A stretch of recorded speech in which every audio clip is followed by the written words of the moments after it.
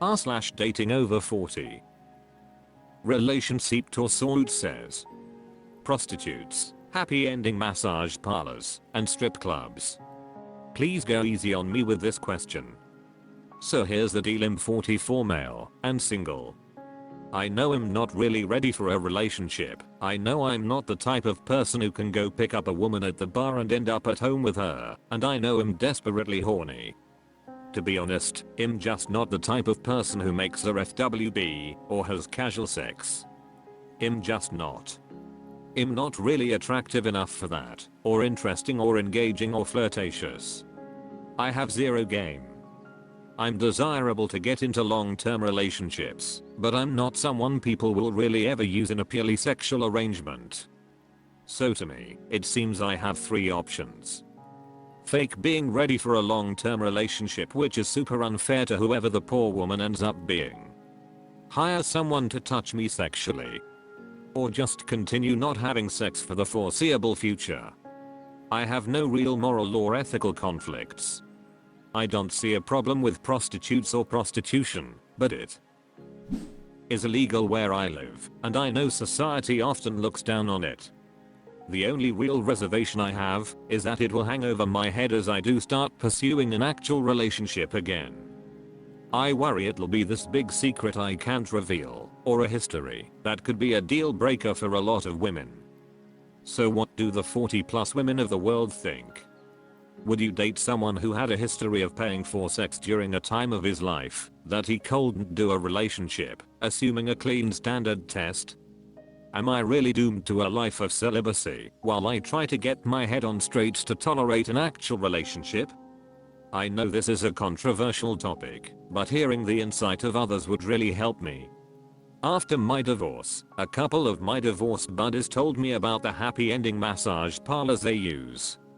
It really leads me to believe it is more common than we talk about, but my sample size is obviously quite small. Majestic Result 4127 says.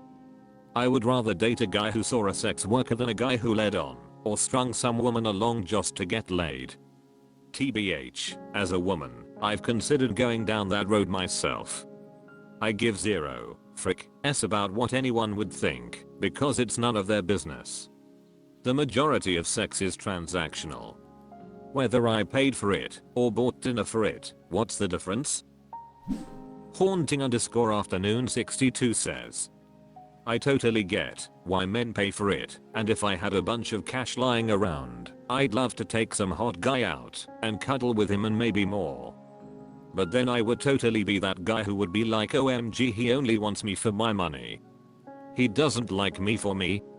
I'm a stripper, and laugh at the guys who think this way until I'm paying my therapist and she hangs up at the 50-minute mark and I'm like, wow, she doesn't care about me, lol.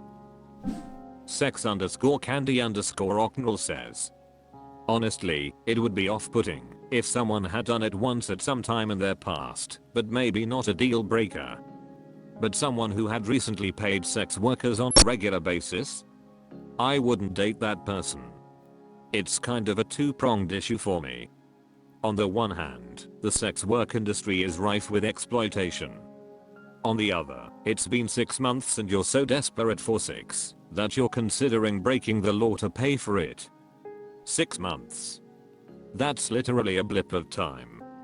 I've never been on dating apps, so someone correct me if I'm wrong, but I didn't think that everyone on Tinder looking for a hookup is gorgeous. I figured there's plenty of people of all levels of attractiveness looking for casual meaningless sex. Have you even bothered going that route? I think what's bothering me most about your post is the laziness and lack of want to put any effort into something you obviously want and need. Minimum_direction_43 says. It depends on who you are, I guess. Everyone is different. I just don't get excited about having sex with a stranger. I need intimacy. 50 meters. I need to know the person first. Another thing to consider is human touch. It makes a difference. Just a regular Thai massage does wonders, no happy ending. Again, not for me, but I see nothing wrong with it either. I also get human connection when I train in martial arts. That human connection and touch means something to most people, whether they realize it or not. Human touch and connection does not have to be sexual in nature to be worthwhile to your soul. r/datingoverforty. Kristen says, dating apps and people asking for money?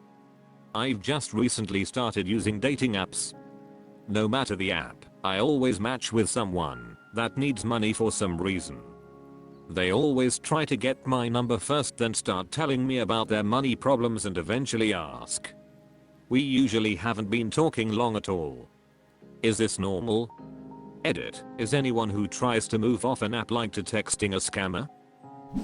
Throwaway_dating 2289 says, it's not normal.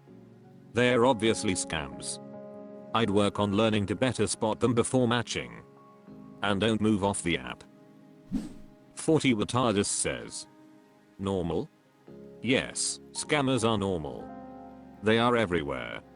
When a stranger asks for money, ask for a kidney. Tell them that you just want to use it, along with your awesome credit rating, as collateral for a loan that you will totally give them. You just need to make sure the cooler with the kidney arrives first. And make sure it's a human kidney. Just in case. Mile_metricad says, I get those right here on Reddit. Linny's23 says, I've never ever had this happen to me. There are ways to spot these people. OK Tennis 6607 says, that's insane. I've been dating for a couple of years and have chatted with probably 100 or more men and have never been asked for money or had someone tell me his financial situation. Are you swiping on people way out of your league? I think if matching with people who probably wouldn't match in real life, it's likely you're getting scammers. Miawa says, it's a scam. Femoral Bizach says, online scammers are not rare. Income Fund Manager says, it happens, just laugh at them, delete their number and try again. FTR_hair says, hey op, let's take this conversation to WhatsApp where I can pester you for Google Play cards to fill my gas tank. Black Doily says, those are romance scammers. You'll learn to spot them. It's not uncommon and mature women tend to be a prime target. Background 3808 says, you need to research ways to spot scammers before matching with them. It's not great that this is happening to you so often. Vegetable Move 7950 says, who off, sounds like rough pickings. Are you clicking on real looking women? Or just the young bride scammers? r/datingoverforty. OK Neighborhood 5430 says, unmet needs, lack of romance, is it a deal breaker? Dating almost 1 year, fully committed and living together now. We are both early 40s. The honeymoon is over. He falls asleep most nights once we get in bed together before any intimacy. He says he's just tired. I feel like a housewife in a long-term marriage again. I didn't think a new relationship would feel like this. I've talked to him about how I feel. He says he feels like he's failing me. I told him he needs to tell me if he's exhausted/not feeling good. He needs to communicate so I know how he's feeling. I keep feeling rejected. He says it's not that at all. That the changes to his job, us living together, his other obligations, are tiring him out. When we were first together I felt like his queen, now I feel like his mom. I love him, and I don't know what to do. Should it be this difficult 11 months in? Step Shrek says, 52F here. He got you where he wanted you, and immediately went lazy. Frick. That noise. Kick his ass the hell out. The first at least 2 years should be a honeymoon and a deeply devoted, frick, fest of the first order. Anything less is bullshit, lazy, or he's impotent. Stakandroning from 2 says, a deeply devoted, frick, fest of the first order. This is perfection. Player Tech says, this is the most metal thing I've read or seen all day. I support this 100%. Lopsided Phone 574 says, why there is such a rush to cohabitate and to live together. Reluctant Donkey says, didn't need read past the subject line on this one. You don't need to stick this out. Stakandroning from 2 says, that would not be okay with me. Has he been to the doctor lately for a checkup and labs? Does he exercise? Eat well?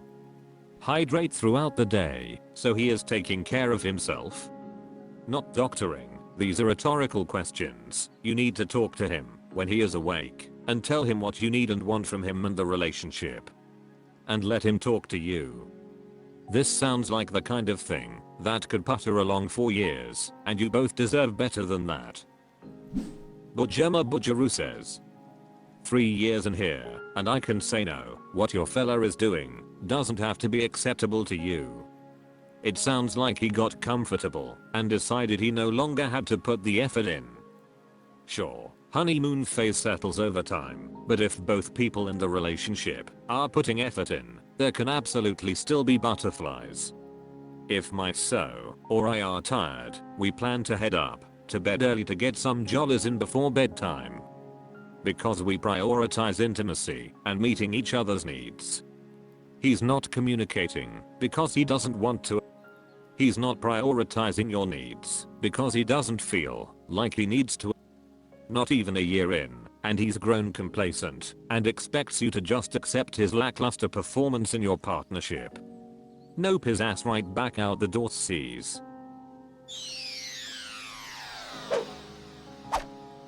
That's all for this video. Thank you for watching. Please subscribe.